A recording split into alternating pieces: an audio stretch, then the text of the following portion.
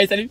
Dave Flo chez Trois-Rivières Chevrolet avec GMC Cadillac. Je suis présentement assis dans un Chevrolet Tahoe 2021, donc un Chevrolet Tahoe de nouvelle génération. Et en fait, dans la vidéo qui va suivre, vous allez voir, je vais vous montrer comment utiliser la plupart des commandes, si vous voulez, qui se trouvent à gauche du volant.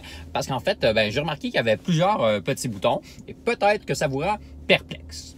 Donc, venez, je vous montre ça. Commençons donc par le début. Alors, si on se dirige complètement à gauche à ce moment-là de la console, finalement à gauche du volant, le premier bouton, c'est un bouton avec un P dessus, donc pour le frein de stationnement. Donc, ça, c'est assez simple. Ensuite, à droite de celui-ci, vous allez voir, j'ai une petite voiture avec des petites lignes pointillées. Donc, ça s'appelle avertisseur. Ou plutôt aide au maintien de voie ou avertisseur de sortie de voie. Donc, en fait, si jamais il détecte que vous sortez de votre voie, finalement, donc vous traversez les lignes sans avoir mis votre clignotant, il va vous faire une alerte. Tout de suite à droite de ce bouton-là, vous allez voir, il y a un petit P avec des espèces de petites lignes et un cône. Donc, en fait, ça, c'est les capteurs de stationnement. Donc, il va pouvoir détecter finalement les obstacles qui sont devant vous lorsque vous allez arriver pour vous stationner. Sous ces deux petits boutons-là, le premier, donc à gauche, on voit une voiture avec une petite traînée là, derrière. Donc, en fait, ça, c'est pour le contrôle de la traction. Donc, on pourrait le désactiver si jamais on allait dans un terrain qui était très glissant ou, par exemple, si on était pris dans un banc de neige pour pouvoir permettre au rouge justement de virer un petit peu.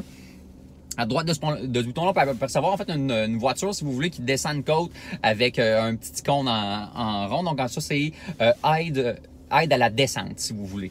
Donc ça, c'est exemple, vous êtes en route pour vous rendre au chalet, il y a une grosse côte, donc on peut appuyer ce bouton-là, et exemple, on s'approche à exemple 8 km/h, le véhicule, vous n'avez pas besoin de toucher au frein ou à l'accélérateur, le système plutôt va garder le véhicule à 8 km/h tout le long de la descente, finalement. Donc ça va vous permettre d'avoir finalement un meilleur contrôle de votre véhicule dans ces situations-là.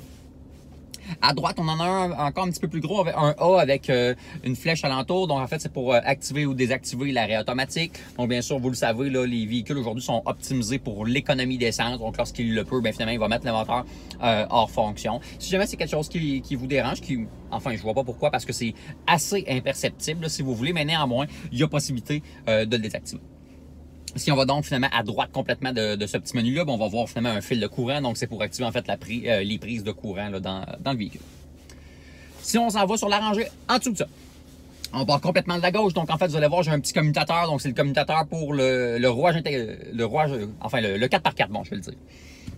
À ce moment-là, donc on a, si on voit en haut, en fait, il y a 4 positions, donc automatique, 2 avec une flèche en haut, donc 2 high, 4 avec une flèche vers le haut, donc 4 high et 4 low, donc on a un transfer case à 2 vitesses. Et si jamais on tourne la molette, en fait, on va pouvoir changer les modes de conduite du véhicule, donc conduite normale, sport, hors route ou remorquage et transport.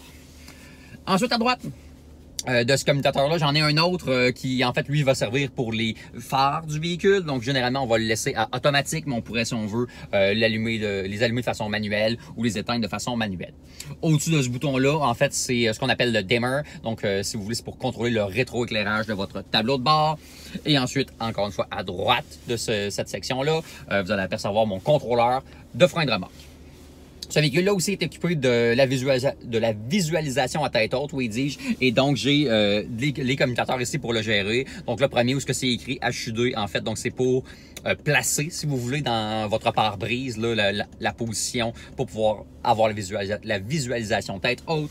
Ensuite, le deuxième bouton, c'est Info. Donc, en fait, c'est pour changer, si vous voulez, les informations qui s'affichent à cet endroit. Et le dernier, c'est aussi pour le contrôle du rétroéclairage. Donc, on peut soit l'augmenter ou le diminuer selon peut-être le moment de la journée ou ce que vous préférez.